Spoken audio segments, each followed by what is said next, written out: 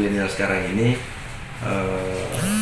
adalah janganlah semua mencari pekerjaan, tapi sebaiknya menciptakan pekerjaan, yaitu membuat bisnis. Bisnis apa saja, yang penting bisa menghasilkan uang. Karena kenapa? Jangan pernah gengsi kerja apa saja, karena kalau banyak uang pasti bergengsi.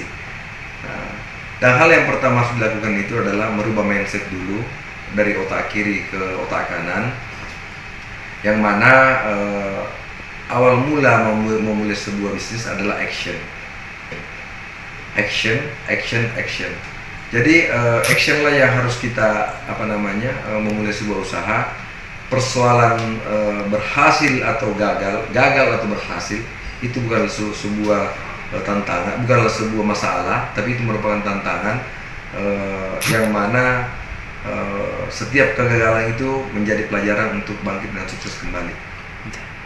Kesulitan yang pernah kami hadapi dalam sebuah bisnis pasti adalah, tapi menurut saya sebuah kesulitan dalam berbisnis itu kadang menjadi sebuah peluang bisnis, di mana tantangan-tantangan yang ada pasti ada.